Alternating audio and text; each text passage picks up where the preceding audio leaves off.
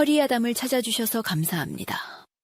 항상 건강하시고 좋은 일만 가득하시길 기원할게요.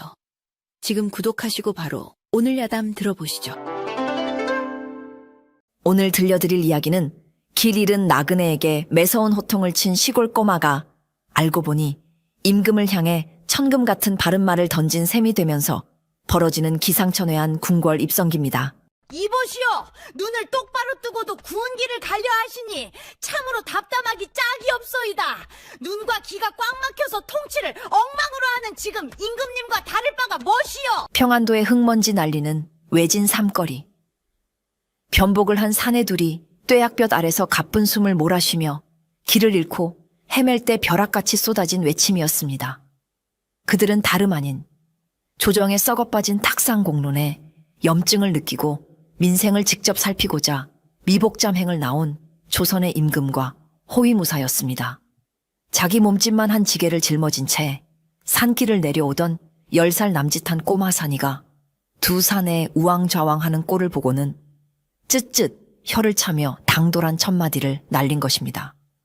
꼬마의 입에서 튀어나온 이 불경하고도 대담한 호통에 임금과 호위무사는 마치 벼락을 맞은 듯 그 자리에 돌부처처럼 얼어붙고 말았습니다.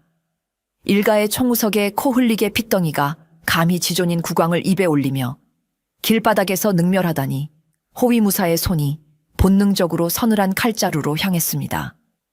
하지만 임금은 재빨리 호위무사의 억센 손을 꽉 쥐어 제지하며 놀란 가슴을 애써 진정시키고 산이를 흥미롭고 예리한 눈빛으로 쳐다보았습니다. 화려한 골룡포 대신 땀에 전 무명 적삼을 입은 임금은 갈라진 입술을 혀로 축이며 꼬마의 다음 행동을 잠자코 지켜보았습니다. 내 이놈, 머리에 피도 안 마른 녀석이 어찌한 나라의 국왕을 함부로 입에 올리며 방자하게 구느냐. 호위무사가 참지 못하고 임금을 대신하여 벼락같이 호통을 쳤지만 산이는 눈 하나 깜짝하지 않고 오히려 지게를 땅에 쿵 내려놓으며 콧방귀를 뀌었습니다. 시골 꼬마 특유의 까무잡잡한 얼굴에는 어른들의 으름장 따위는 전혀 두렵지 않다는 두둑한 배포가 서려 있었습니다. 임금은 불쾌함보다는 묘한 호기심이 거세게 동하여 무사를 뒤로 물리고 점잖은 목소리로 꼬맥에 다가가 물었습니다. 얘야, 네가 보기에 내 행색이 미련한 나그네 같을 수는 있으나 어찌하여 나를 한양의 임금에 비유하며 조롱하는 것이냐. 산이는 허리춤에 찬 수건으로 이마에 구슬땀을 훔치며 임금이 방금 발을 내디디려던 넓고 평탄한 흙길을 손가락으로 거침없이 가리켰습니다. 나으리가 지금 발을 내디디려던 저 크고 편한 길은 이 고을 사또와 부자 영감탱이들이 힘없는 백성들 땅을 강제로 빼앗아 자기들 마차나 편하게 다니라고 만든 더러운 굽은 길이요. 저 길로 가면 편해 보일지는 몰라도 산을 3개나 빙빙 둘러가야 하니 해가 져도 목적지에 닿지 못할 것이요. 한양으로 가는 가장 빠른 고든 길은 바로 이쪽이란 말이요. 산이는 반대편에 있는 잡초가 무성하고 가파른 좁은 험한 산길을 턱으로 가리키며 씩 웃어 보였습니다. 임금은 산이가 가리킨 좁고 험한 산길을 번갈아 바라보며 의아함에 미간을 깊게 찌푸렸습니다. 저리도 억센 가시덤불이 무성하고 돌부리가 많은 험한 산길이 어찌 한양으로 가는 가장 빠른 고든 길이란 말이냐. 길을 잃은 불쌍한 나그네를 속여 산속에서 공영에 빠뜨리려는 얄팍하고 고약한 수작이 아니더냐. 임금의 짙은 의심이 섞인 물음에 산이는 어른을 인자하게 타이르듯 쯧쯧 혀를 차며 당당하게 대답했습니다. 겉보기에 널찍하고 편하다고 해서 다 좋은 길이 아니오. 저 험해 보이는 좁은 산길이 사실은 이 험준한 산맥을 단숨에 가로지르는 진짜 백이 지름길이지요. 겉만 번지르르한 굽은 길에 현혹되어 진짜 길을 보지 못하시니 참으로 한심하오. 산이의 당돌한 지적에 임금은 뒷짐을 지고 허허 웃으며 부드러운 목소리로 다시 반문했습니다. 좋다. 내 말대로 저 험한 흙길이 진짜 고든 길이라 치자. 하오나 불쌍한 백성들이 편히 다닐 수 있는 저리 평탄한 길을 눈앞에 놔두고 굳이 가시덤불을 온몸으로 헤치며 피를 흘려야 하는 산길을 택할 이유가 도대체 무엇이냐. 사또가 은혜롭게 길을 닦아 놓았다면 그것을 이용하는 것이 마땅한 이치가 아니더냐. 임금은 내심 이 영특한 꼬마가 지방 수령들의 횡포에 대해 평소 어떤 생각을 품고 있는지 평범한 백성의 입을 통해 그 진짜 속내를 시험해보고자 일부러 모르는 척 반대되는 질문을 넌지시 던진 것이었습니다. 산이는 어이가 없다는 듯 지게 작대기를 흙바닥에 툭툭 거칠게 치며 얼굴을 붉히고 열을 올리기 시작했습니다. 나으리는 참으로 세상 돌아가는 물정을 쥐뿔도 모르시오. 저 넓고 화려한 굽은 길 중간에는 사또가 보낸 포악한 나졸들이 진을 치고 떡하니 서서 지나가는 가난한 백성들에게 말도 안 되는 엄청난 통행세를 강제로 뜯어내고 있단 말이오. 힘들게 벤 나무찜 하나를 장에 내다 팔려 해도 그 절반을 세금으로 무자비하게 뺏기니 우리 같은 가난한 백성들이 어찌 저 굽은 길을 마음 편히 다닐 수 있겠소. 차라리 무릎이 까지고 피가 나더라도 저 도둑놈들의 눈을 피해 이 험한 고든 길을 오르는 것이 백성들이 살아남는 유일한 방법이오. 임금은 산이의 입에서 터져 나오는 기막힌 진실에 말문이 턱 막히고 말았습니다. 한양 대궐에 앉아서는 결코 들을 수 없었던 지방 탐관오리들의 극악무도한 수탈과 생존을 위해 절벽 같은 산길을 타야만 하는 백성들의 끔찍한 비애가 꼬마의 거친 입술을 통해 생생하게 전해진 것입니다. 굽은 길은 권력자들의 탐욕으로 얼룩진 절망의 길이었고 험난한 고든 길은 피를 흘리며 걸어야만 하는 백성들의 서글픈 생존의 길이었습니다. 호위무사 역시 산이의 처절한 이야기에 고개를 숙였고 임금의 가슴 속에는 군주로서 백성을 제대로 지키지 못했다는 부끄러움과 분노가 커다란 불길처럼 걷잡을 수 없이 타오르기 시작했습니다. 임금은 꼬마의 입에서 흘러나오는 생생한 참상에 가슴이 철렁 내려앉는 것을 느꼈습니다. 조정에 올라오는 장계에는 평안도 관찰사가 길을 정비하여 백성들의 삶이 몹시 윤택해졌다는 거짓 칭송만이 가득했기 때문입니다. 그렇다면 네가 아까 나를 한양의 임금에 빗대어 조롱한 것은 무슨 연유이냐? 썩어빠진 사또가 횡포를 부리는 것이지. 구중궁궐에 갇혀있는 임금이 어찌 이 시골 구석의 좁은 길목까지 일일이 살펴 알 수 있겠느냐? 임금은 자신이 듣지 못했던 진실에 대한 충격과 한편으로는 자신의 무능함을 지적받은 억울한 마음이 교차하여 목소리를 한껏 높여 산이에게 따져 물었습니다. 산이는 흙바닥에 쭈그려 앉아 뾰족한 나뭇가지를 쥐고는 바닥에 길게 선을 그으며 설명을 시작했습니다. 임금이 아무리 백성을 사랑하여 바른 정치를 펴고 고든 길을 내어준들 무엇하오. 임금과 백성 사이를 가로막고 있는 저 썩어빠진 탐관오리들이 길목마다 가시덤불을 치고 불법적인 통행세를 뜯어내고 있는데 말이요.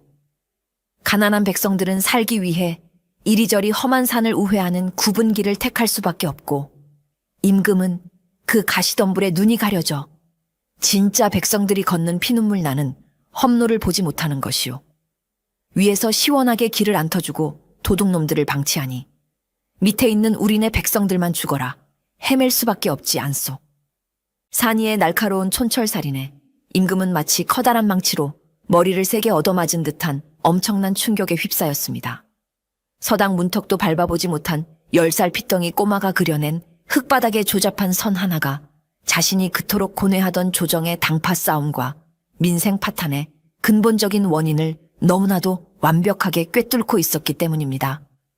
어전 회의에서 매일같이 공자맹자를 논하며 백성을 위한다고 떠들어대던 영의정과 판서들의 화려한 헛소리보다 지게를 진 시골 꼬마의 거칠고 투박한 비유 하나가 임금의 꽉 막힌 심장을 더욱 예리하고 통쾌하게 찔렀습니다.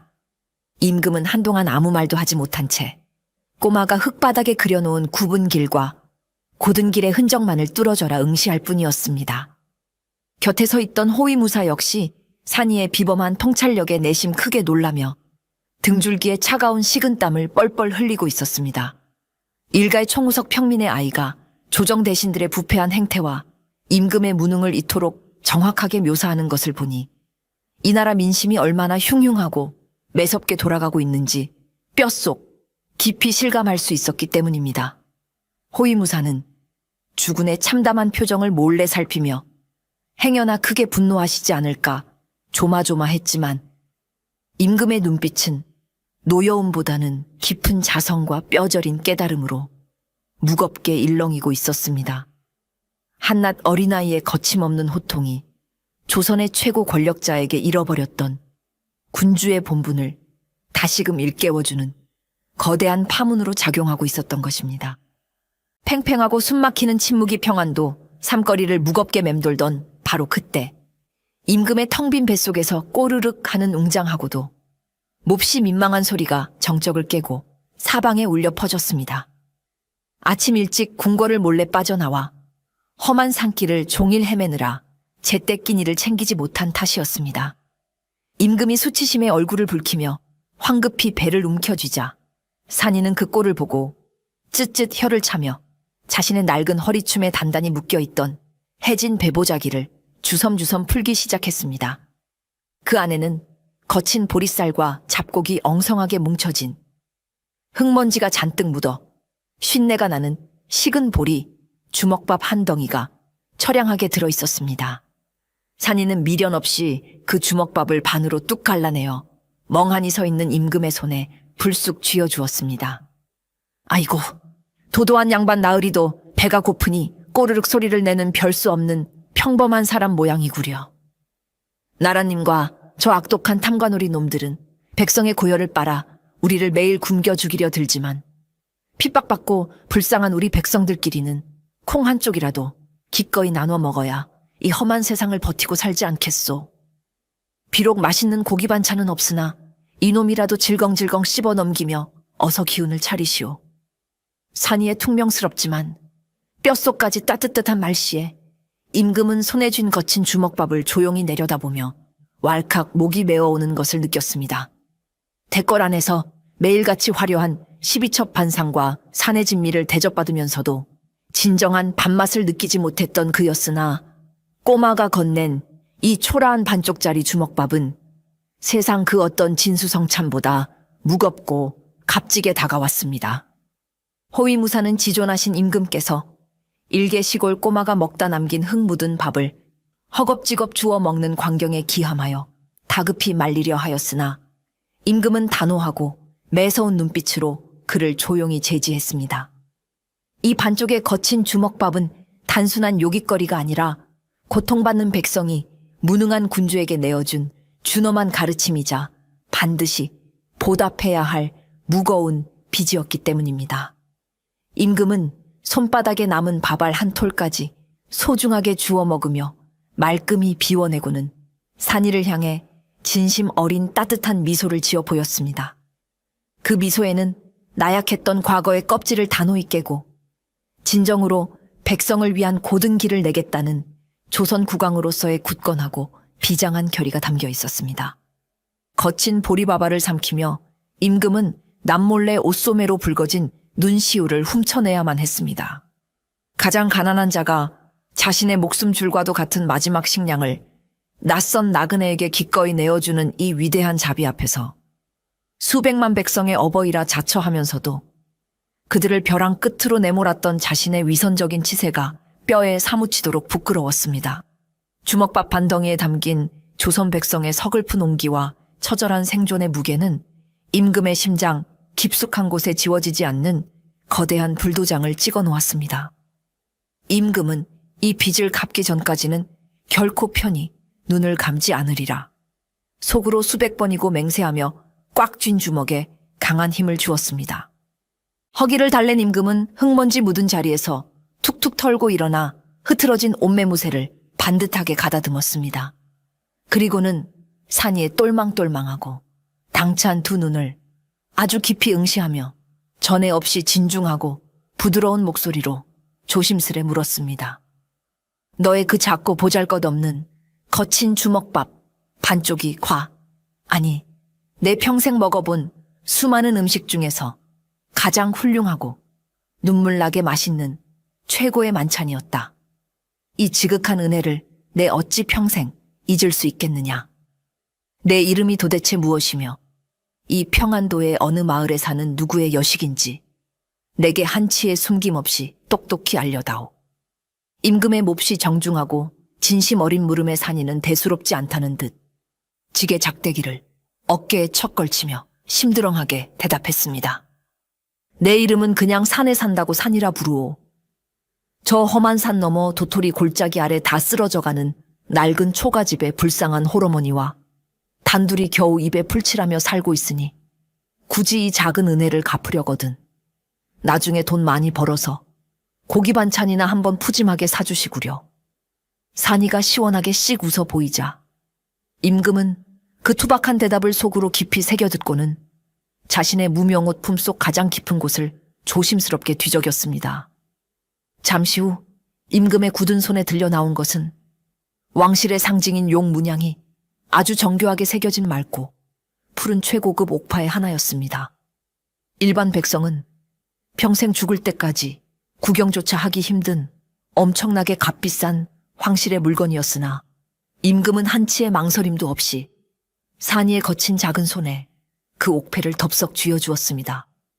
이것은 내가 오늘 뙤약볕 아래서 내게 얻어먹은 그 귀한 주먹밥의 값이자 네가 이 어리석은 나그네에게 가르쳐준 굽은 길과 곧은 길의 이치에 대한 나의 작은 보답이다. 절대 다른 사람에게 함부로 팔아넘기거나 힘센 자에게 빼앗기지 말고 너를 지켜주는 든든한 부적처럼 내 품속에 가장 소중히 간직하고 있거라. 옥파의 영롱하고 투명한 빛깔의 산이는 눈을 보름달처럼 동그랗게 뜨고 신기한 듯 요리조리 쓸어보았습니다. 아이고, 총우석에서 길을 잃은 양반 나으리가 보기보단 꽤나 돈이 많은 부자이신 모양이오. 이렇게 번쩍이고 매끄러운 돌덩이를 밥값으로 덥석 주시다니 횡재를 하긴 했소만 밥 굽는 촌놈이 이걸 어디다 쓴단 말이오. 산이가 옥패를 이리저리 뒤집어 보며 능청을 떨자 임금은 호탕하게 소리내어 웃음을 터뜨렸습니다. 내 훗날 반드시 네가 말한 저 썩은 가시덤불 같은 탐관오리들을 모두 불태워버리고 백성들이 마음 편히 다닐 수 있는 널찍하고 튼튼한 곧은 길을 활짝 펴줄 것이다. 그때가 되면 내가 잊지 않고 다시 너를 찾아올 터이니 이 옥패가 바로 그 굳건한 증표가 될 것이다. 부디 어미 말씀 잘 듣고 건강하게 자라다오. 임금은 산이의 까치집 같은 머리를 다정하게 쓰다듬고는 결연한 표정으로 돌아섰습니다. 나으리, 가기 편하다고 굽은 길로 가지 마시고 꼭 험하더라도 곧은 산길로 똑바로 가시구려. 풀숲에 독사가 숨어 있으니 발밑 조심하시고 뒤에서 들려오는 산이의 낭낭하고 우렁찬 배웅 소리를 등 뒤로 들으며 임금과 호위무사는 한양을 향해 다시금 힘찬 발걸음을 내디뎠습니다.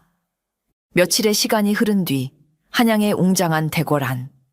엄숙한 기운이 감도는 편전에는 붉은 골룡포를 갖춰 입고 위엄있게 어좌에 앉은 임금을 중심으로 조정의 모든 대소신료가 모여 공식적인 어전회의가 열리고 있었습니다. 겉보기에는 화려한 관복을 입고 기품 넘치는 국정 논의의 장이었으나 그 실상은 백성들의 피눈물을 철저히 외면한 채 자신들의 당파적 이익과 사리사욕만을 채우려는 썩어빠진 탁상공론의 극치였습니다. 최근 전국적으로 극심한 가뭄이 들어 굶주린 백성들이 초근목피로 연명한다는 다급한 장계가 빗발쳤음에도 불구하고 영의정을 비롯한 대신들은 그 참상을 해결할 실질적인 방안은 뒷전으로 미뤄둔 채 서로의 권력을 견제하고 쓸데없는 법도만 따지며 책임 회피하기에 급급했습니다. 조정 권력의 정점에 서 있는 늙은 영의정이 헛기침을 하며 거드름을 피우며 앞으로 나서서 아뢰었습니다. 전하, 극심한 가뭄으로 민심이 몹시 흉흉한 것은 통탄할 사실이오나 이럴 때일수록 국법의 기강을 더욱 엄히 바로 세우고 관아의 창고를 든든히 비축하여 혹시 모를 변란에 철저히 대비해야 하옵니다. 지방의 구분 도로를 더욱 크고 화려하게 포장하여 물자의 이동을 철저히 통제하고 백성들에게 특별 조세를 선제적으로 거두어 구율미를 확보하는 것이 마땅한 이치이옵니다. 영의정의 입에서 나온 뻔뻔한 소리는 결국 힘없는 백성들을 착취하여 양반들의 마차가 다니기 편한 화려한 길을 닫고 자신들의 배를 채우겠다는 탐욕스러운 속내를 교묘한 한자어로 포장한 헛소리에 불과했습니다. 국가 재정을 담당하는 호조판서 역시 간신배처럼 영의정의 말에 맞장구를 치며 호들갑스럽게 나섰습니다. 영의정 대감의 해안이 담긴 말씀이 100번 지당하옵니다. 작금의 굶주림은 백성들의 게으름과 무지에서 비롯된 바도 몹시 크니 엄격한 형벌을 내세워 그들이 산속으로 도망치지 못하도록 험한 산길을 모두 강제로 폐쇄하고 오직 굽은 큰 길로만 다니도록 강력히 통제해야 세금을 걷기가 수월해질 것이옵니다. 그것이 곧 텅 빈 국가 재정을 튼튼히 채우는 지름길이옵니다. 험한 산길을 걸으며 피를 흘리는 백성들의 고통을 비웃기라도 하듯 그들은 시원한 얼음 과자를 씹으며 탁상머리에 앉아 붓끝으로 지도를 짚어가는 식의 몽상가적이고 잔인한 만것만을 앵무새처럼 되풀이하고 있었습니다. 어좌에 앉아 대신들의 입에서 흘러나오는 역겹고 위선적인 말들을 묵묵히 듣고 있던 임금의 미간은 점차 걷잡을 수 없는 분노로 일그러지기 시작했습니다. 그들의 화려하고 논리적인 척하는 문장 속에는 오직 자신들의 기득권 유지와 탐욕만이 독사처럼 또아리를 틀고 있었을 뿐, 단 한 명의 신하도 굶주려 죽어가는 백성의 진실된 고통을 이야기하지 않았습니다. 백성을 살리기 위해 내탕금과 구율미를 당장 풀자는 의견은 온데간데 없고, 오직 힘없는 백성을 쥐어짜 관아의 창고를 채우자는 망발이 어전회의의 주류를 이루고 있는 이 참담한 현실에 임금은 깊은 환멸을 느꼈습니다. 그리고 그 분노의 꼭대기에서 임금의 귓가에는 평안도 산길에서 만났던 시골 꼬마사니의 낭낭하고 거침없는 목소리가 다시금 천둥처럼 쩌렁쩌렁 메아리치기 시작했습니다. 뻔뻔한 얼굴로 사리사욕을 채우려는 방안을 국정이라는 거창한 이름으로 교묘하게 포장하여 떠들어대는 대신들의 역겨운 모습을 보며 임금의 뇌리에는 산이가 흙바닥에 뾰족한 나뭇가지로 거칠게 그었던 굽은 길과 곧은 길의 흔적이 아주 선명하게 떠올랐습니다. 나으리가 가려던 저 편하고 넓은 길은 사또와 부자들이 백성들 땅을 빼앗아 만든 더러운 굽은 길이요. 산이의 당돌한 외침이 귓가에 쟁쟁하게 울릴 때마다 저기 점잖은 척 서 있는 영의정과 판서들의 기름진 얼굴 위로 백성들의 길목을 막고 서서 가시덤불을 치며 통행세를 갈취하는 흉악무도한 탐관오리들의 탐욕스러운 얼굴이 겹쳐 보였습니다. 진정 이 나라 조선을 갉아먹어 망치고 있는 더러운 쥐떼들이 바로 눈앞에 득실거리고 있었던 것입니다. 아, 불쌍한 내 백성들을 막아서며 가시덤불을 치고 통행세를 받는 자들이 일가의 지방의 사또들 뿐인 줄 알았더니 바로 내 눈앞에 서서 이 조정을 쥐락펴락 장악하고 있는 저놈들이야말로 그 모든 악행에 진짜 썩어빠진 배후이자 거대한 뿌리였구나. 과인이 진정 눈이 멀고 귀가 먹어 저 살찐 쥐, 떼들이 나라의 귀한 곡간을 갉아먹는 것을 나라를 위한 충언으로 착각하고 있었단 말인가. 임금은 자신이 군주로서 그동안 얼마나 무능하고 아둔했는지를 뼈저리게 자각하며 가슴속에서 억누를 수 없는 거대한 용암 같은 분노가 단전에서부터 맹렬하게 치밀어 오르는 것을 느꼈습니다. 하지만 임금은 섣불리 그들에게 소리를 지르며 화를 내지 않았습니다. 저 교활하고 늙은 여우 같은 대신들은 임금의 호통 한 번에 납작 엎드리는 척 하다가도 뒤로는 다시 백성을 수탈할 징그러운 뱀들이었기 때문입니다. 대신들의 장황하고 역겨운 탁상공론이 절정에 달하여 편전을 꽉 채웠을 때 임금은 갑자기 어좌에서 손을 번쩍 들어 올려 끌어오르던 어전회의를 돌연 차갑게 중단시켰습니다. 그대들의 뜻은 익히 잘 알았으니 오늘의 회의는 이만 파하도록 하라. 과인이 요 며칠 심신이 몹시 피로하여 홀로 조용히 쉴 공간이 필요하다. 영문을 모르는 대신들은 갑작스러운 임금의 파회 지시에 서로의 눈치만 힐끔힐끔 살피며 어리둥절한 표정으로 엎드려 물러갔습니다. 텅 빈 편전에 홀로 남은 임금은 며칠 전 평안도 뙤약볕 삼거리에서 자신에게 식은 주먹밥을 내어주었던 그 영특하고 거침없던 10살 꼬마의 얼굴을 생생하게 떠올렸습니다. 그 어떤 고관대작보다도 날카로운 식견과 세상을 꿰뚫어보는 지혜를 가졌던 꼬마산이, 임금은 그 아이의 맑은 눈과 거침없는 입을 통해 이 썩어빠진 조정 전체에 거대한 충격 요법을 가하기로 굳게 결심했습니다. 임금은 즉시 미복잠행을 함께 했던 가장 신임하는 호위무사 대장을 내전으로 은밀히 불러들였습니다.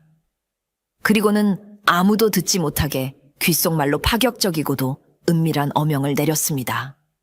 지금 당장 수십 명의 정예 금군을 이끌고 평안도의 그 도토리 골짜기로 바람처럼 달려가거라. 그리고 삼거리에서 만났던 지게를 진 꼬마, 산이를 이 대궐 안내전으로 은밀하고도 신속하게 모셔오라. 아이가 두려워하지 않도록 가장 화려한 가마를 대령하고 한 나라의 최고 정승을 모시는 것과 같은 최고의 예우를 갖추어야 할 것이다. 만약 아이의 몸에 생책이 하나라도 난다면 내 목을 칠 것이니 명심하라. 무사는 임금의 기상천외한 명령에 내심 크게 놀랐으나 즉시 머리를 조아리며 어명을 받들겠사옵니다 하고 궐을 빠져나갔습니다. 며칠 뒤 한양에서 수백 리 떨어진 평안도 도토리 골짜기 아래에 조용하고 깡촌인 시골 마을이 발칵 뒤집히는 거대한 사건이 발생했습니다. 흙먼지가 풀풀 날리는 좁고 울퉁불퉁한 산길을 따라 평생 구경조차 해본 적 없는 화려한 금빛 장식의 궁중 가마와 붉은 천릭을 빼입고 칼을 찬 수십 명의 무시무시한 금군 부대가 들이닥친 것입니다. 요란한 꽹과리 소리와 함께 육중한 말발굽 소리가 쿵쿵 마을을 뒤흔들자 밭에서 땀 흘려 김을 매던 농부들과 냇가에서 빨래하던 아낙네들은 낫과 방망이를 내팽개치고 모두 혼비백산하여 길가에 납작 엎드렸습니다. 아이고, 도대체 우리가 무슨 큰 죄를 지었길래 한양에서 무장한 군사들이 이 총우석까지 떼거리로 내려왔단 말인가. 마을 전체가 숨막히는 공포와 두려움에 휩싸여 사시나무 떨듯 벌벌 떨었습니다. 이 소란스러운 소식을 가장 먼저 전해 듣고 관에서 버선발로 뛰쳐나온 것은 마을을 다스리던 탐관오리 사또였습니다. 평소 억울한 백성들의 쌀가마니를 강탈하여 자신의 배를 불리던 사또는 화려한 궁중 가마와 위풍당당한 금군 대장을 보자마자 자신이 그동안 윗선에 바친 막대한 뇌물이 드디어 빛을 발하여 한양의 높은 벼슬자리로 승진해 불려가는 줄로만 단단히 착각했습니다. 사또는 얼굴에 탐욕스러운 기름기를 좔좔 흘리며 뚱뚱한 몸을 이끌고 금군 대장 앞으로 헐레벌떡 뛰어가 땅바닥에 넙죽 엎드렸습니다. 아이고, 금군 장군 나으리, 먼 길 오시느라 옥체가 얼마나 필요하시옵니까? 드디어 이 미천한 소관의 충심이 하늘에 닿아 지존하신 전하의 부름을 받게 된 것이옵니까? 어서 가마에 오를 채비를 거행하겠사옵니다. 하지만 금군 대장은 엎드려 알랑방귀를 뀌는 사또를 팔이 쫓듯 차갑게 밀쳐내고는 얼음장같이 차가운 눈빛으로 호통을 쳤습니다. 내 놈 따위를 부를 어명은 없다. 당장 내 앞길에서 비키지 못할까. 사또가 수치스럽게 흙바닥에 나뒹구는 모습을 보며 엎드려 있던 마을 사람들은 경악을 금치 못했습니다. 금군 대장은 군사들을 이끌고 마을의 가장 남루하고 쓰러져가는 초가집 마당으로 성큼성큼 다가갔습니다. 그곳에서는 마을의 천덕꾸러기이자 말썽꾸러기 10살 꼬마산이가 얼굴에 시커먼 숯검정을 잔뜩 묻힌 채 흙장난을 하며 태평하게 콧노래를 부르고 있었습니다.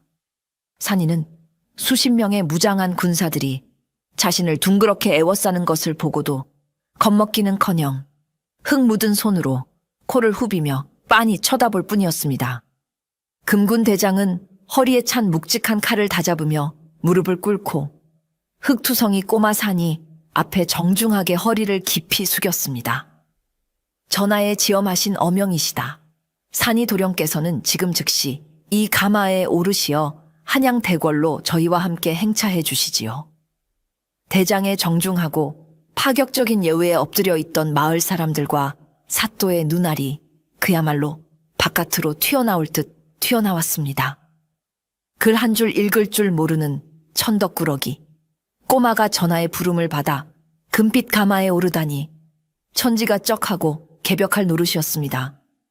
산이는 잠시 얼떨떨해하면서도 품속에 간직하고 있던 푸른 옥패를 만지작거리며 씩 웃었습니다.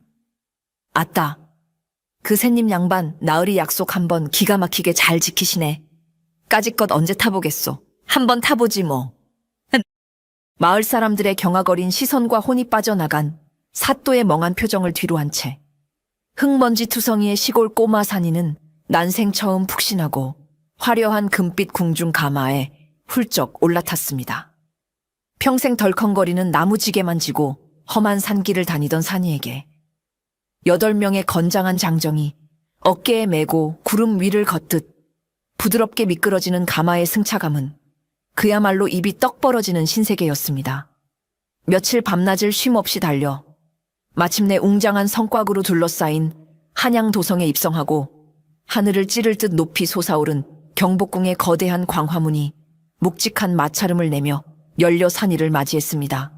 눈앞에 끝없이 펼쳐진 으리으리한 전각들과 오색 찬란하게 빛나는 단청, 그리고 각 잡힌 호위 군사들의 모습은 평범한 시골 꼬마를 단번에 기죽이기에 충분할 만큼 압도적인 위용을 뽐내고 있었습니다.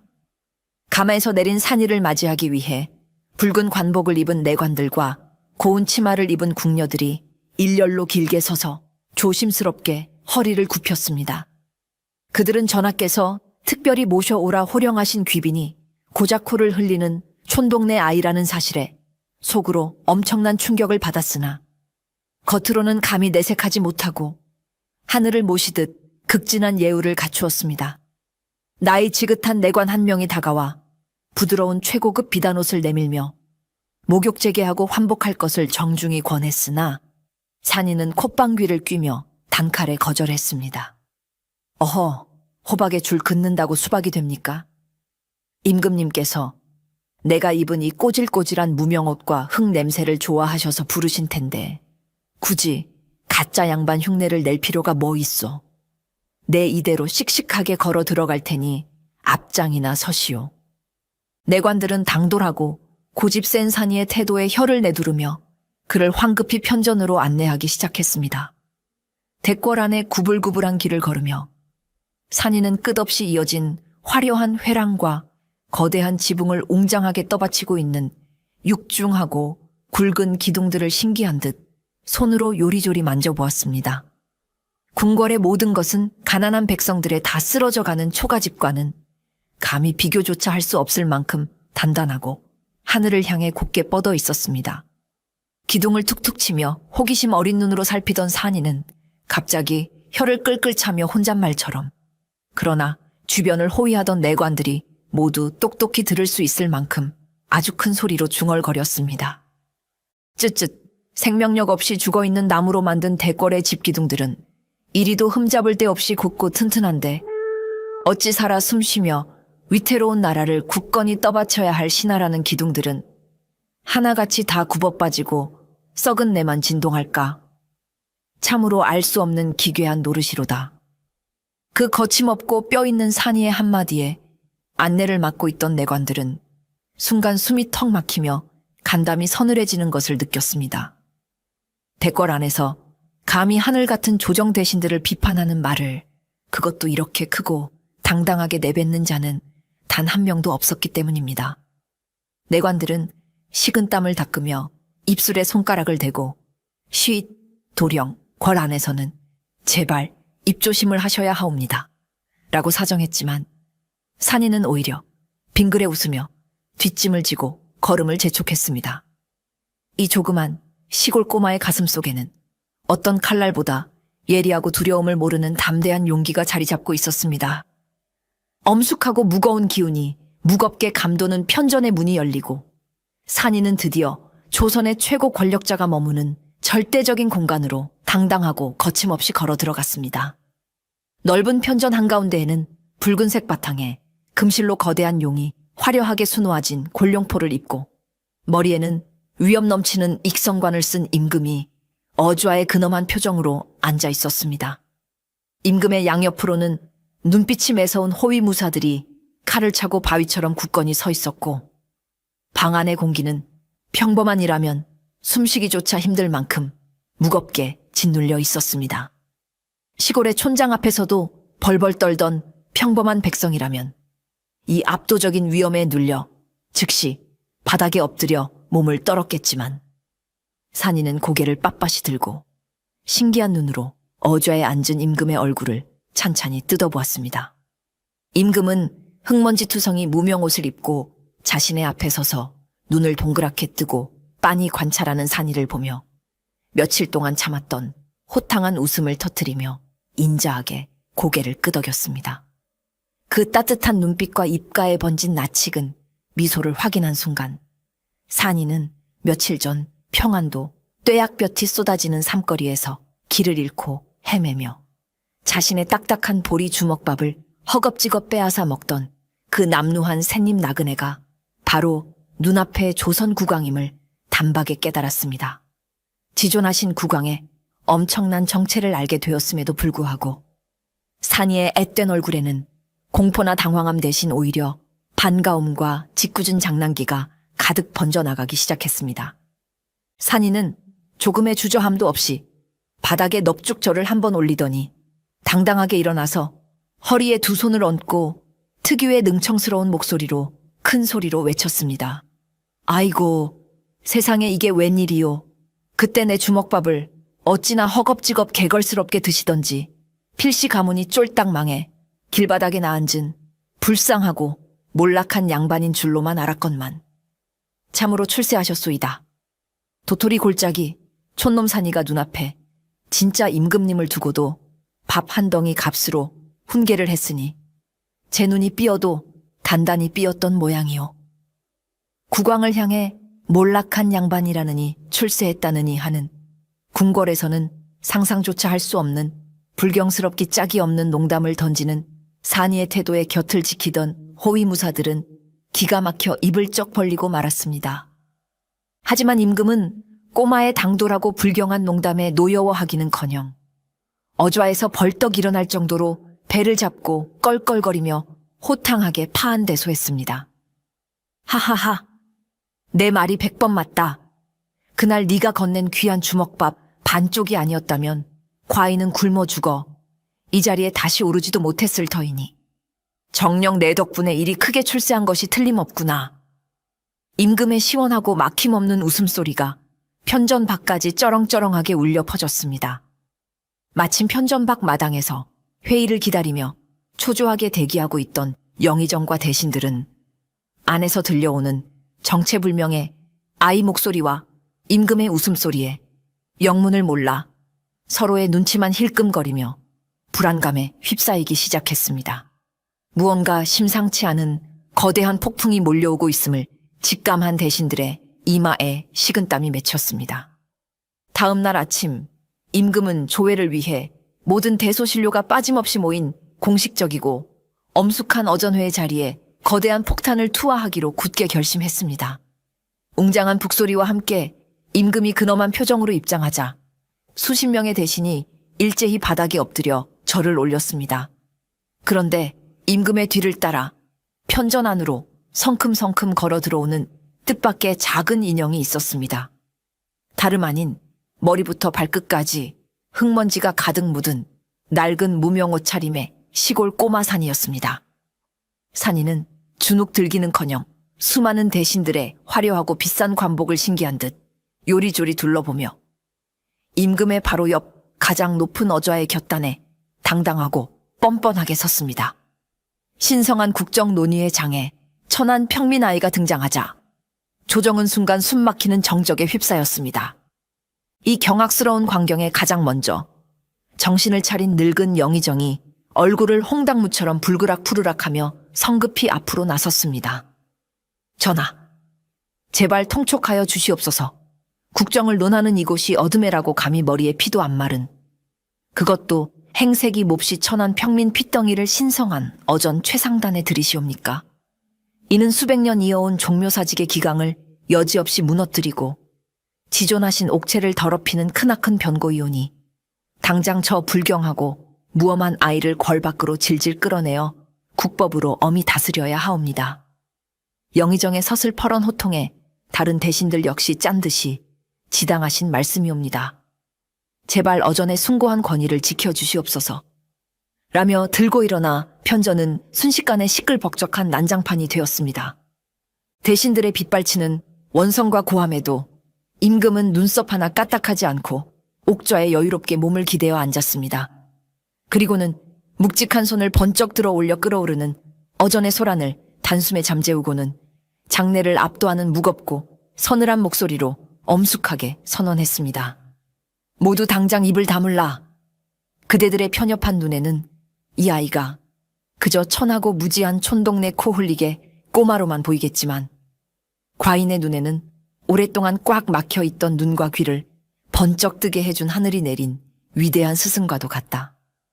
오늘 이 엄숙한 어전회의에서는 과인이 묻고 답하는 대신 여기 서 있는 이 10살배기 평민 아이가 과인을 완벽히 대신하여 그대들의 썩어빠진 정치를 날카롭게 논하고 심판할 것이다.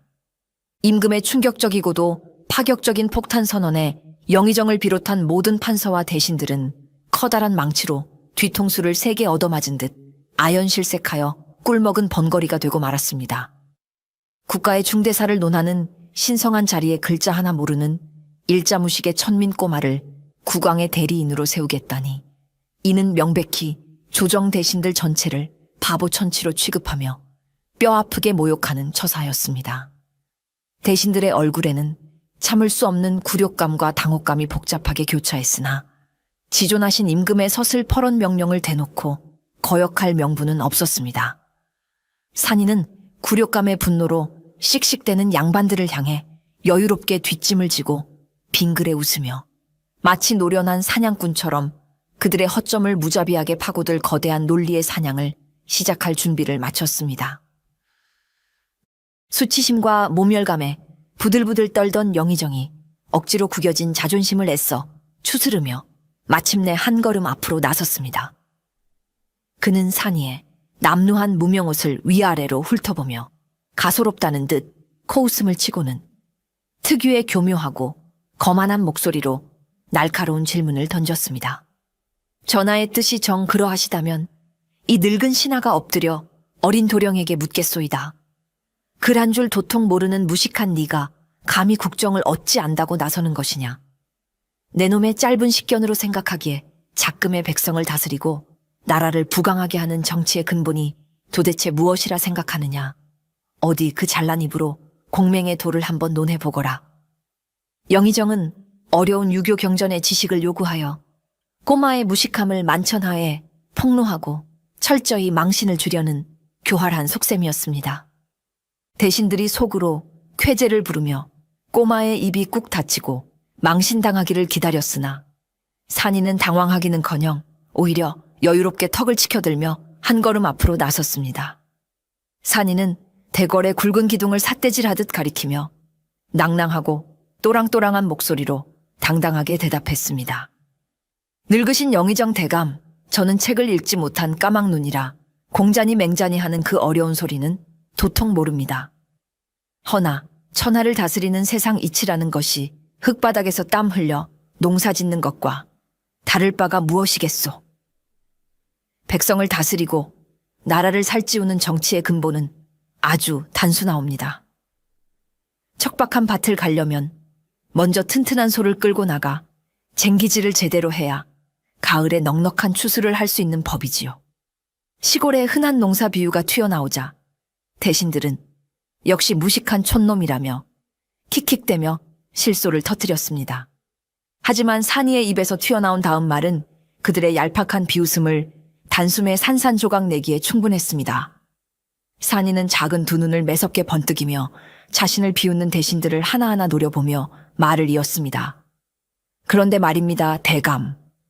불쌍한 농부가 커다란 소 한 마리를 힘겹게 끌고 바른 길로 나아가 밭을 가려는데 그 뒤에서 살이 포동포동하게 찐 징그러운 쥐, 때 수십 마리가 무거운 쟁기에 악착같이 매달려 백성들의 귀한 쌀가마니를 구멍내고 다 갉아먹고 있으니 그 소가 무거워서 어찌 앞으로 단 한 발자국이라도 나아갈 수 있겠습니까?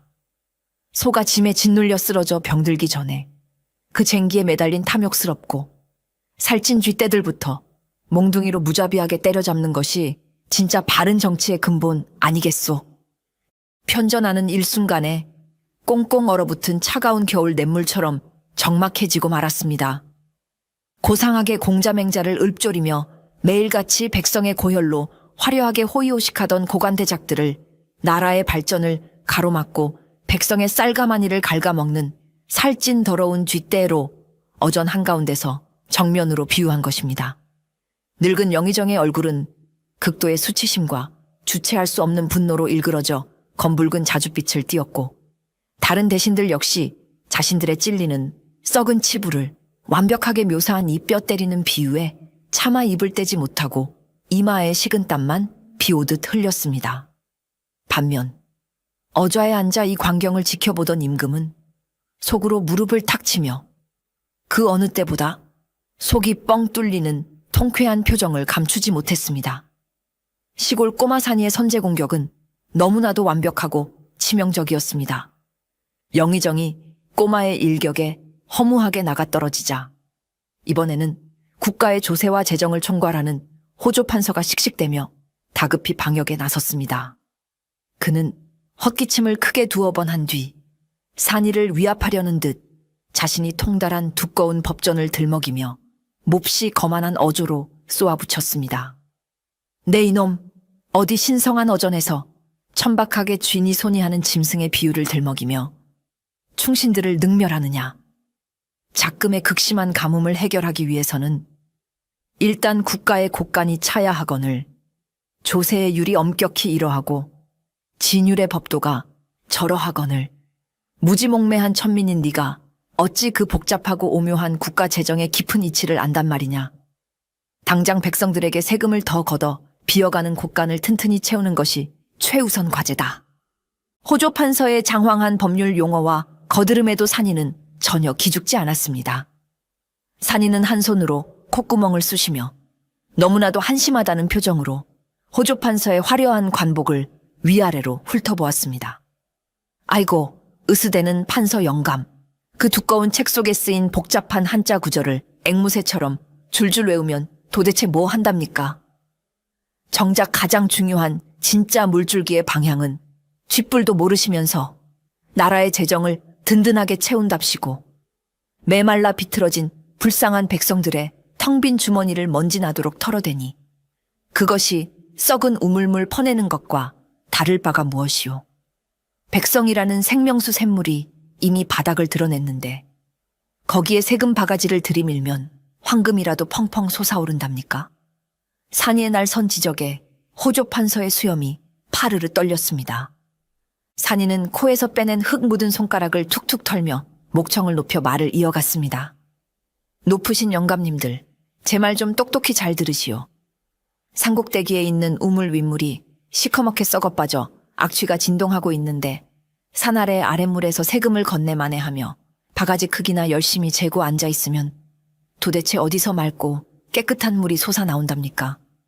가뭄으로 굶어 죽어가는 불쌍한 백성들의 텅 빈 뱃가죽과 쌈짓돈을 쥐어짤 비열한 궁리만 하지 마시고 나으리들 집 뒷마당에 꽁꽁 숨겨둔 그 거대한 창고에 가득 쌓여 벌레가 먹어가는 썩은 쌀가마니부터 밖으로 시원하게 푸시지요. 윗물이 깨끗하게 흘러넘쳐야 아랫물도 맑아져 백성들의 밭에 튼튼한 곡식이 자라는 법 아니겠소. 호조판서는 자신의 늙은 얼굴이 극도의 수치심으로 벌겋게 달아오르는 것을 느끼며 파르르 떨리는 입술을 꽉 깨물었습니다. 굶어 죽어가는 백성들에게 가혹한 세금을 강요하는 썩어빠진 조세제도의 모순과 고위 관리들의 부정부패로 꽉 막혀버린 곡식 창고의 부조리함을 썩어빠진 우물물이라는 기막힌 비유로 단숨에 간파당했기 때문입니다. 백성들의 핏대 어린 세금으로 매일 밤 호화로운 연회를 즐기면서도 겉으로는 나라의 재정을 위하는 척했던 호조판서의 역겨운 위선이 시골 꼬마의 말 한마디에 완전히 발가벗겨진 셈이었습니다. 어전의 모든 대신들은 또다시 꿀먹은 번거리가 되었고 임금은 연신 고개를 끄덕이며 꼬마의 거침없는 언변에 속으로 아낌없는 박수갈채를 보내고 있었습니다. 영의정과 호조 판서가 산이의 매서운 입담에 연이어 무참히 참패를 당하자 밥그릇의 위기감을 느낀 병조 판서와 이조 판서 등 다른 대신들이 떼거지로 벌떼처럼 들고 일어나 산이를 헐뜯고 맹공격하기 시작했습니다. 그들은 각자 자신들이 맡은 분야의 복잡하고 어려운 전문 용어와 고상한 한시를 읊어대며 어떻게든 10살배기 평민 꼬마의 길을 꺾어 놓으려 필사적으로 안간힘을 썼습니다. 하지만 그들의 얄팍하고 위선적인 학문적 공격은 산이에게 생채기 하나 내지 못했습니다. 산이는 무명옷 소매를 걷어붙이고 당당하게 서서 백성들의 생생한 피와 땀방울이 묻어나는 자연과 일상의 지혜를 가장 날카로운 무기 삼아 그들의 썩은 탁상공론을 차례차례 무참히 격파해 나갔습니다. 인사권을 쥔 이조 판서가 인재 등용의 엄격한 법도를 들먹이며 양반 혈통과 신분의 절대적인 중요성을 거만하게 강조하자 산이는 대궐 지붕에 으리으리한 기와를 손가락으로 가리키며 크게 코웃음을 쳤습니다. 대감은 참으로 답답한 소리만 하십니다. 무서운 비바람을 막으려면 차를 구로 단단하게 구운 튼튼하고 투박한 기와를 지붕에 얹어야지. 겉빛깔만 화려하게 곱고 속이 텅 빈 썩은 양반 기와를 얹으면 비가 올 때 집구석이 온통 물바다가 되지 않겠소? 출신 성분만 따져가며 머리에 든 것 하나 없는 무능한 양반. 자제들을 높은 벼슬자리에 앉히니 나라에 큰 가뭄이나 흉년이 내리면 백성들의 피눈물이 방구석을 가득 채우는 것입니다. 진흙으로 빚었든 금으로 빚었든 비를 가장 잘 막는 단단한 놈을 골라 쓰는 것이 집주인의 당연한 도리 아니오. 뒤이어 군사를 통솔하는 병조 판서가 도적대를 엄히 토벌하기 위해 당장 수만 명의 군사를 일으켜야 한다고 목소리를 높이자 산이는 논밭의 잡초와 아궁이 불씨를 비유로 들며 그의 잔인함과 무식함을 매섭게 질타했습니다. 판서 영감, 백성들의 논의 잡초가 무성하게 자라면 낫으로 겉으로 보이는 이파리만 대충 잘라냅니까? 이파리만 자르면 며칠 뒤에 독을 품고 더욱 억세게 자라나는 것이 무서운 자연의 이치요. 독한 잡초는 손에 피가 나더라도 흙을 깊게 파서 뿌리째 완전히 뽑아내야만 그 썩은 씨가 마르는 법입니다. 불쌍한 백성들이 굶주려서 어쩔 수 없이 낫을 들고 도적이 되었는데 군사들을 보내 칼로 찌르고 벤다고 그들의 지독한 원한이 죽겠소. 굶주림이라는 썩은 뿌리를 뽑아줄 생각은 않고 무식하게 이파리만 자르려 드니 대감이야말로 천하의 바보 천치가 따로 없구려. 조정의 대신들은 알량한 자존심을 걸고 돌아가며 산이에게 덤벼들었지만 10살 꼬마의 작은 입에서 쉴 새 없이 터져나오는 맹렬한 논리의 융단 폭격 앞에 추풍 낙엽처럼 우수수 쓰러지고 말았습니다. 꼬마의 말은 백성들의 뜨거운 피와 땀, 그리고 처절한 일상의 생존 속에서 깊숙이 끌어올린 거칠지만 완벽한 진리였기에 평생 온실 속 화초처럼 자라 입으로만 가식적인 정치를 하던 고관대작들의 논리는 얇은 종이장처럼 여지없이 찢겨 나갔습니다. 자신들이 애써 덮어두려 했던 탐관오리의 비리와 무능함이 아이의 입을 통해 한꺼풀씩 낱낱이 벗겨질 때마다 대신들의 얼굴은 무서운 사색이 되어갔습니다. 결국 위세등등하던 어전의 모든 대신들은 땀을 비오듯 쏟으며 그 누구도 산이의 서늘한 시선을 마주치지 못한 채 꿀먹은 번거리 신세로 완벽하게 전락하고 말았습니다. 숨막히는 침묵으로 어전이 쥐죽은 듯 고요해지자 산이는 거친 숨을 고르며 가장 높은 곳에 위엄있게 좌정해 있는 임금을 꼿꼿하고 흔들림 없는 시선으로 바라보았습니다. 이제는 자신을 향해 비겁한 조롱을 퍼붓던 썩은 대신들을 완전히 넘어서서 이 모든 국가적 혼란과 백성의 핍박에 최종적인 책임을 져야 할 조선의 최고 통치자를 향해 묵직한 최후의 결정타를 날릴 순간이 온 것입니다. 산이는 작지만 바위처럼 단단한 체구를 똑바로 펴고 며칠 전 또해악볕이 쨍쨍 내리쬐던 평안도 흙먼지 삼거리 위에서 길 잃은 샌님 나그네에게 토해냈던 그 절절하고도 뼈아픈 굽은 길의 비유를 조선 정치의 절대적 심장부인 편전 한가운데서 사자후처럼 쩌렁쩌렁하게 다시 한번 부르짖기 시작했습니다. 지존하신 전하. 전하께서 이 깊은 대궐 안에서 아무리 훌륭한 법도를 세우고 불쌍한 백성들에게 편하고 튼튼한 고든 길을 내어주려 한들 지금 당장 도대체 무슨 소용이 있사옵니까? 여기 전하의 발밑에 납작 엎드려 있는 저 교활한 판서 대감들과 지방의 사또놈들이 조선 팔도의 좁은 길목마다 뾰족하고 무서운 가시덤불을 겹겹이 쳐놓고 굶주린 백성들의 등골을 빼먹는 잔혹한 통행세를 악착같이 뜯어내고 있는데 말이 옵니다. 전하께서 아무리 백성을 사랑하여 훌륭한 어명을 내리신다 한들 중간에서 저 썩은 쥐떼들이 그 어명을 갈기갈기 찢어 발기니 그 크신 은혜가 어찌 첩첩산중 시골 구석의 천한 백성들에게까지 온전히 닿을 수 있겠사옵니까? 산이의 낭낭한 목소리는 백성들의 분노와 슬픔이 엉켜 점차 파르르 떨려왔습니다. 하루하루 살고자 발버둥치는 가엾은 백성들은 그 지독한 가시덤불에 찔려 붉은 피를 흘리다 못해 결국 목숨을 부지하기 위해 이리저리 멀고 험한 굽은 길로 돌아가다가 결국 절벽 아래 낭떠러지로 비참하게 떨어져 죽어가고 있사옵니다. 전하께서 진정으로 조선의 불쌍한 백성을 어여삐 여기시는 참된 군주가 맞으시다면 먼 산을 쳐다보며 책상머리에서 공자맹자를 읊을 것이 아니라 당장 백성들의 앞길을 가로막고 피눈물을 쥐어짜내는 저 잔악한 가시덤불들부터 날카로운 낫을 들어 모조리 쳐내고 불태워 뿌리 뽑아 주시옵소서. 산위의 작지만 거대한 폭포수처럼 우렁찬 외침이 편전의 묵직한 들보를 강하게 때리며 끝없이 메아리 쳤습니다. 10살 꼬마의 작은 입을 통해 쏟아진 이 처절하고 핏빛 어린 백성들의 절규는 그동안 대신들이 임금의 눈을 가리기 위해 겹겹이 쳐놓은 거짓된 평화의 장막을 단숨에 산산조각 냈습니다.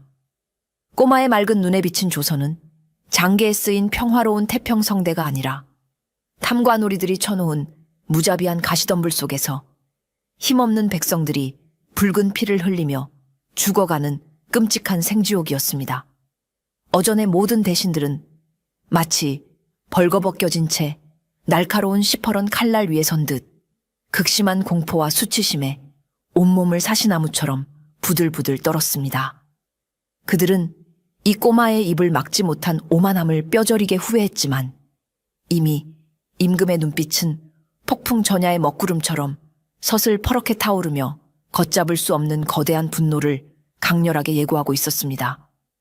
산이의 뼈아픈 외침이 끝나기가 무섭게 어좌에 굳은 듯 앉아있던 임금이 벼락 같은 고함을 지르며 용수철처럼 벌떡 일어났습니다. 임금은 주체할 수 없는 거대한 분노로 얼굴이 붉게 달아올라 옥좌 앞에 무거운 탁자를 쾅 하고 부서져라 내리쳤습니다.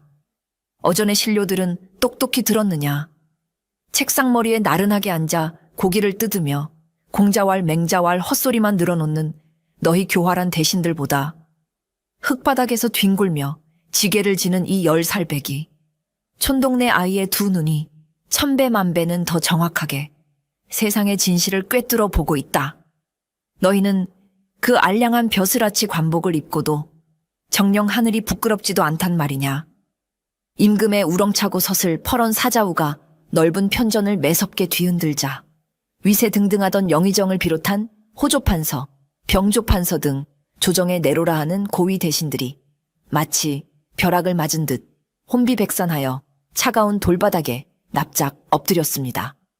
그들은 이마에서 피가 나도록 바닥에 쿵쿵 찌으며 지존하신 전하, 어리석은 신들이 감히 죽을 죄를 지었사옵니다. 부디 하해와 같은 은혜로 노여움을 거두어 주시옵소서 라며 사시나무 떨듯 바들바들 떨며 살려달라 읍소했습니다. 평소 임금의 온화한 성품만을 믿고 제멋대로 국정을 주무르던 그들에게 가장 밑바닥 백성의 처절한 목소리를 등에 업고 진정한 군주로 무섭게 각성한 임금의 분노는 그야말로 하늘이 무너져 내리는 듯한 끔찍한 공포 그 자체였습니다. 임금은 바닥에 엎드려 벌레처럼 기어다니며 비굴하게 목숨을 구걸하는 대신들을 한없이 차갑고 경멸 어린 눈초리로 내려다보았습니다. 너희들은 백성들의 피눈물로 지은 화려한 기와집에 살면서 정작 비가 오면 백성들이 썩은 기와 아래서 물바다를 겪게 만들었다.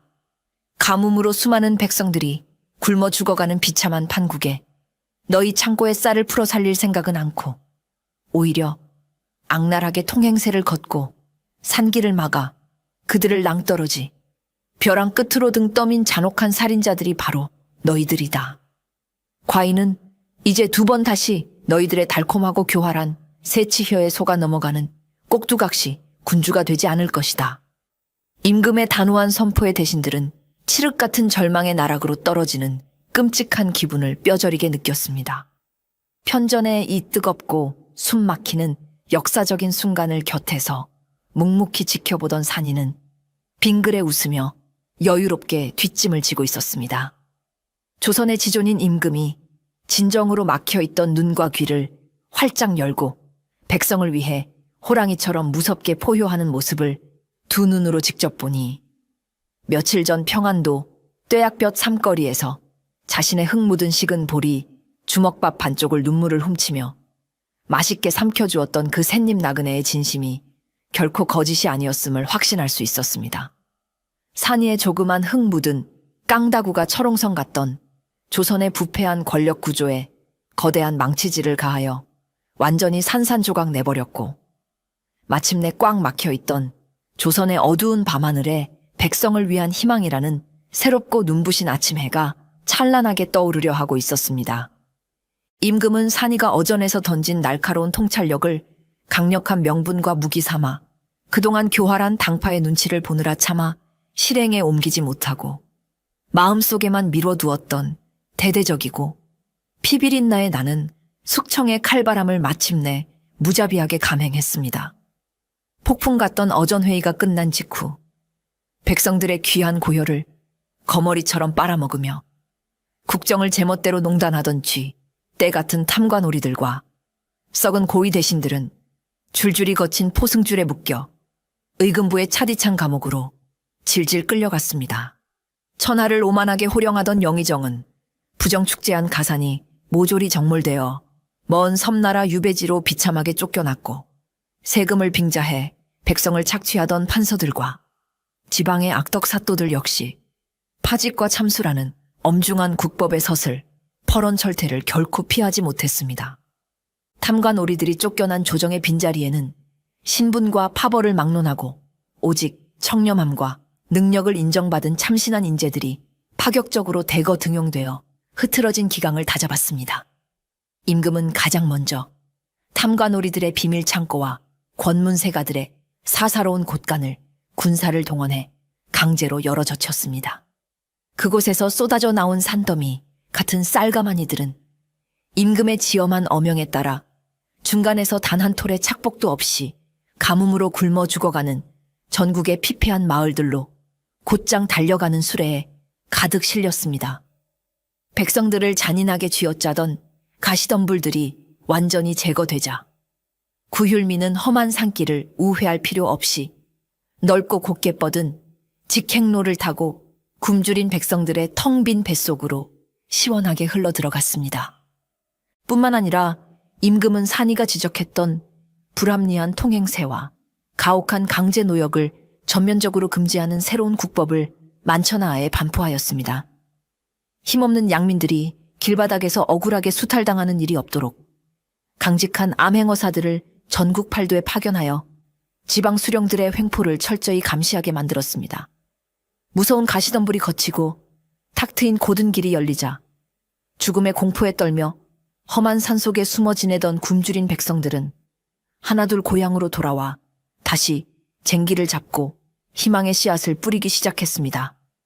불과 며칠 전까지만 해도 절망의 통곡만이 가득했던 조선 팔도의 하늘 아래에는 이제 임금의 어진 성덕을 칭송하며 새로운 내일을 기대하는 활기찬 백성들의 노랫소리가 널리 울려 퍼지고 있었습니다.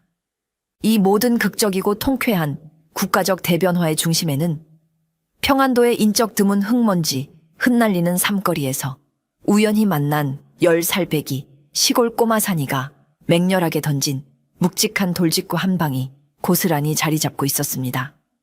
그 작은 소년의 꾸밈 없고 용기 있는 외침이 꽉 막혀 있던 임금의 귀를 시원하게 뚫어주었고, 군주로서의 무거운 책무를 잊고 무기력하게 방황하던 국왕의 차가운 심장에 정의의 횃불을 다시금 맹렬하게 지피게 만든 것입니다. 수십 년 묵은 썩은 고목나무 같았던 조선의 답답한 정치가 오랜만에 시원하고 맑은 새 바람을 맞으며 속 시원히 뻥 뚫리게 된 이 경이로운 사건은 궐 안팎을 넘어 굶주리던 온 나라 백성들의 꽉 막힌 체증을 한 방에 내려주는 역사상 가장 짜릿하고 기적 같은 통쾌한 승리였습니다.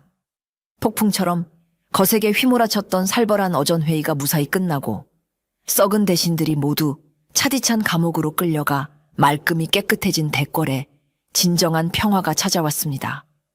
임금은 수십 년 묵은 무거운 체증이 모두 씻겨 내려간 듯 한결 가벼워지고 환해진 얼굴을 하고서 오늘의 이 위대한 혁명을 이끌어낸 최고 공신인 산이를 가장 내밀하고 조용한 내전으로 다정하게 따로 불렀습니다.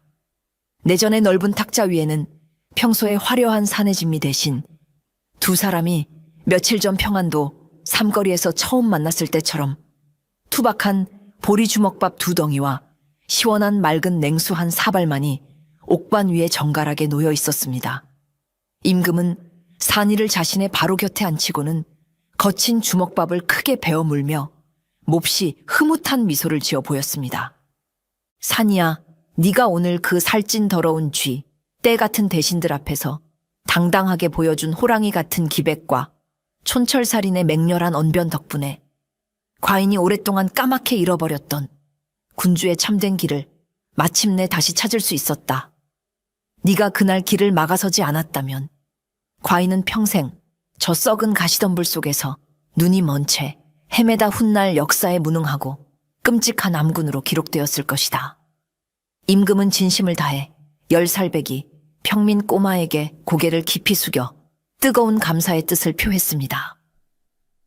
지존하신 조선의 국왕이 일개 코홀릭의 아이에게 허리를 굽히는 파격적인 광경의 곁을 지키던 늙은 내관들은 기절할 듯 크게 놀랐지만 산이는 여전히 입가에 하얀 주먹밥 밥풀을 묻힌 채 천진난만하게 헤헤 웃을 뿐이었습니다. 소박한 주먹밥을 말끔히 다 비워낸 임금은 산이의 거칠고 작은 두 손을 꼭 맞잡고 가장 부드럽고 다정한 목소리로 진지한 제안을 건넸습니다. 너의 비범한 통찰력과 맑은 지혜는 시골 초가집 흙바닥에서 허무하게 썩히기에는 너무나도 아까운 하늘이 내린 보물이다. 과인이 널 이 화려한 한양 대궐에 머물게 하고 당대 훌륭한 스승을 붙여주어 조선 최고의 학자로 키워주마. 훗날 네가 늠름하게 장성하면 내 곁에서 영의정의 높은 자리에 올라 이 부족한 임금에게 계속해서 매서운 바른말을 해주는 충직한 기둥이 되어주지 않겠느냐. 이는 평민의 비천한 신분에서 단숨에 조선 조정의 최고 요직인 정승의 반열로 우뚝 오를 수 있는 조선 건국 이래 단 한 번도 없었던 전무후무하고 엄청난 파격적인 제안이었습니다. 곁에서 이 엄청나고 믿기 힘든 제안을 숨죽여 엿듣고 있던 내관들과 궁녀들은 부러움 섞인 탄성을 속으로 자아내며 천한 산이가 당장 바닥에 엎드려 성은이 뼈에 사무치도록 망극하다며 뜨거운 눈물을 흘릴 것이라 굳게 믿어 의심치 않았습니다. 시골에서 무거운 나무 지게나 지고 굶주리며 살던 촌놈이 하루아침에 화려한 대궐에서 호의호식하며 차기 영의정으로 완벽하게 예약된 것이나 다름없었으니 이는 세상에 백만음을 주어도 살 수 없는 인생 최대의 기적 같은 벼락출세였기 때문입니다. 편전의 모든 사람들이 숨을 꾹 죽이고 꼬마 산이의 감격스러운 대답만을 초조하게 기다리는 가운데 방 안에는 부드러운 봄바람이 얇은 창호를 흔드는 소리만이 폭풍 전야처럼 고요하게 흘러가고 있었습니다. 그러나 산이의 작은 입에서 나온 대답은 모두의 예상을 완벽하게 빗나가는 참으로 놀랍고 당돌한 것이었습니다. 산이는 임금이 내민 따뜻한 손을 부드럽게 놓고는 방바닥에 편하게 털썩 주저앉아 티 없이 맑은 미소를 띠며 정중히 거절의 뜻을 밝혔습니다. 지존하신 전하의 하해와 같은 크신 은혜는 이 보잘것없는 산이의 뼛속 깊이 새기겠사옵니다. 허나 전하, 아무리 크고 싱싱한 소나무 묘목이라 할지라도 정든 고향 땅을 억지로 파헤쳐 뽑아 낯설고 화려한 궁궐의 금 화분에 심어 놓으면 머지않아 답답함에 뿌리가 썩고 이파리가 말라 시들어 죽고 마는 법입니다. 제게는 이 화려한 한양 대궐이 숨 막히는 좁은 금 화분과도 같사옵니다. 뜻밖의 당돌한 거절에 임금이 놀란 눈으로 바라보자 산이는 자신의 작은 가슴을 툭툭 치며 씩씩하고 확신에 찬 목소리로 말을 이었습니다. 비바람이 매섭게 몰아치고 흙먼지가 날리더라도 저는 제가 나고 자란 거친 시골 흙밭으로 다시 돌아가 모진 걸음을 먹으며 단단하고 끈질긴 야생의 나무로 자라야 합니다. 평생 온실 속에서 곱게 한 짝을만 읽고 자란 양반들이 흙바닥을 구르는 백성의 고통을 어찌 제대로 알겠습니까?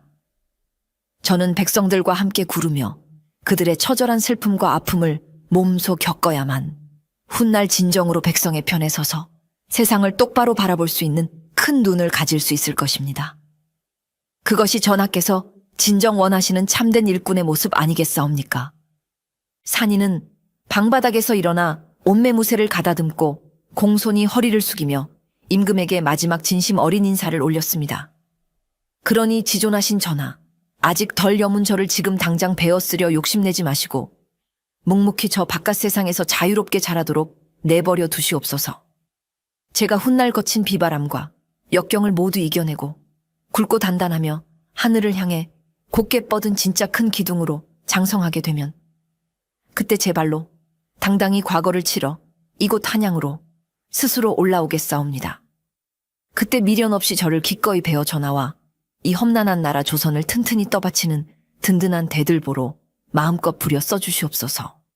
어리고 천한 평민 아이의 입에서 쏟아져 나온 말이라고는 도저히 믿기지 않을 만큼 깊고도 웅장한 철학이 담긴 놀라운 포부였습니다.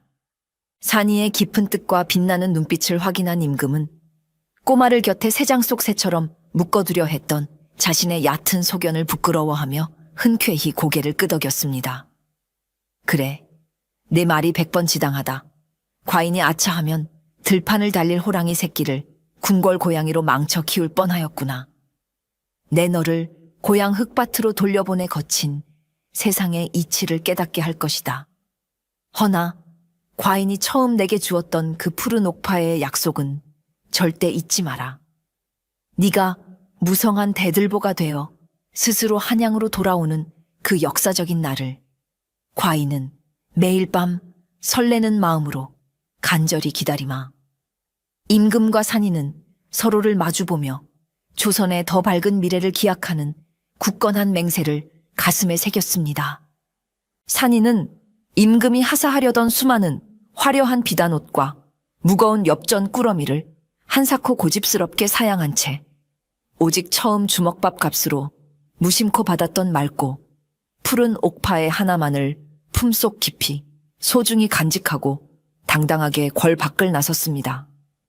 푹신한 궁중 가마를 타는 대신 자신의 튼튼한 두 다리로 직접 흙길을 걷기를 간청한 산이는 한양 도성의 붐비는 거리를 지나 며칠 만에 흙먼지가 풀풀 날리고 익숙한 새소리가 지저귀는 자신의 고향 평안도 총우석 삼거리로 무사히 돌아왔습니다. 돌아온 산이의 앳된 얼굴은 한양에 끌려갈 때보다 흙먼지가 더 잔뜩 묻어 꼬질꼬질했지만 세상을 품은 그의 두 눈빛만큼은 밤하늘을 수놓은 수천 개의 별빛보다 더 강렬하고 맑게 빛나고 있었습니다. 마음을 졸이던 마을 사람들은 대궐로 무섭게 불려갔던 산이가 목이 달아나지 않고 살아서 돌아온 것만으로도 하늘이 도운 기적이라며 버선발로 뛰어나와 얼싸안고 춤을 추며 기쁨의 눈물을 펑펑 흘렸습니다. 총우석의 말썽꾸러기가 어전에 서서 임금님을 뵙고 부패한 대신들에게 매섭게 호통을 쳤다는 믿기 힘든 소문은 며칠 만에 꼬리에 꼬리를 물고 조선 팔도강산 전체로 거센 바람처럼 퍼져나갔습니다. 살아남은 탐관오리들은 어명보다 그 시골 꼬마의 무서운 눈초리가 더 두렵다며 벌벌 떨며 납작 엎드려 몸을 사렸고 가난한 백성들은 산이의 통쾌하고 짜릿한 어전회의 무용담을 주막에 둘러앉아 맛있는 안주 삼아 나누며 고단한 삶의 시름을 시원하게 달랬습니다. 한편 한양 대궐의 임금은 겉으로는 전혀 내색하지 않았으나 뒤에서 은밀하고 치밀하게 산이의 촌동네 마을로 조선 최고의 훌륭한 학자들을 신분을 평민으로 숨긴 스승으로 파견하였습니다. 천재적인 통찰력과 배포를 가진 야생마 같은 산이가 바른 학문의 길을 단단히 익혀 훗날 더욱 크고 강직한 인재로 성장할 수 있도록 국왕으로서 조용하고도 가장 든든한 그림자 후원을 아낌없이 쏟아부은 것입니다. 산이는 임금의 배려 속에 낮에는 거친 밭에서 땀 흘려 쟁기질을 하며 백성의 고된 삶을 몸소 깊이 체험하고 밤에는 흔들리는 촛불 아래서 스승들이 건네준 책을 읽으며 세상의 더 깊은 이치와 학문을 쑥쑥 빨아들이며 무섭게 성장해 나갔습니다. 10여 년의 세월이 흐른 뒤 부패한 탐관오리들을 사시나무처럼 벌벌 떨게 만드는 전설적인 인물이 조선 8대 새롭게 등장했습니다. 수탈의 상징인 굽은 길을 끔찍이 질색하고 오직 백성들을 위한 곧은 길만을 황소처럼 우직하게 고집하는 두려움을 모르는 젊은 암행어사의 출현이었습니다. 그의 넓은 품속에는 낡은 마패와 함께 영롱하게 빛나는 푸른 옥파의 하나가 소중하게 매달려 있었다고 전해집니다. 왕 노릇 참 답답하게 하십니다. 라는 시골 꼬마의 돌직구 한 방에서 기적처럼 시작된 이 위대한 이야기는 핍박받던 백성이 진짜 주인이 되는 새로운 태평성대를 활짝 여는 가장 유쾌하고 희망찬 전설이 되어 대대로 사람들의 입을 타고 오래도록 전해졌습니다. 이야기 잘 들으셨나요?